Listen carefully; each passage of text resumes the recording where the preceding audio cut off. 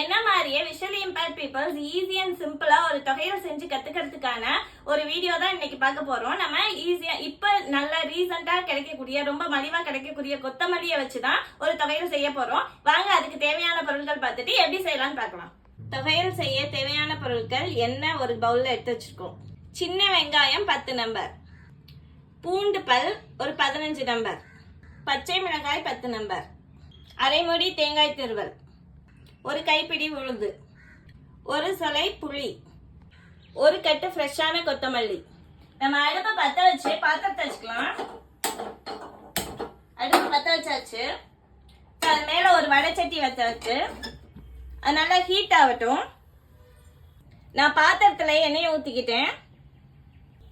உளுந்து போட்டுக்கிட்டாச்சு. இது பொன்னிறமா ஆற அளவுக்கு நம்ம லைட்டா வறுத்து எடுக்கணும்.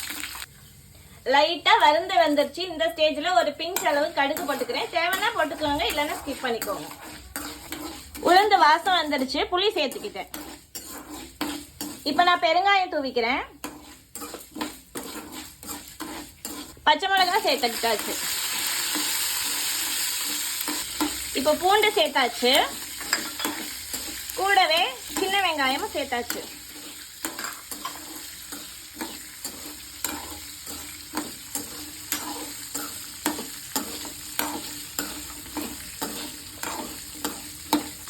எல்லாம் சேர்ந்து வதங்கி சுருங்கிருச்சு. எண்ணெயும் வெளியில பிரிய ஆரம்பிச்சிச்சு. நான் அடுப்பை ஆஃப் பண்ணிட்டேன்.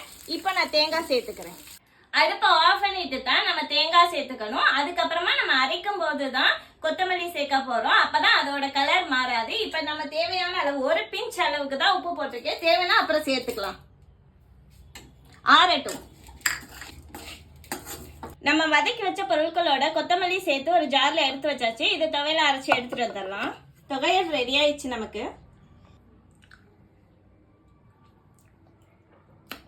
யம்மியா டேஸ்டியா சூப்பரா இருக்கு. நீங்களும் செஞ்சு பார்த்து எப்படி இருக்குன்றத கமெண்ட் பாக்ஸ்ல சொல்லுங்க. நெக்ஸ்ட் வீடியோல பார்க்கலாம். தேங்க்யூ.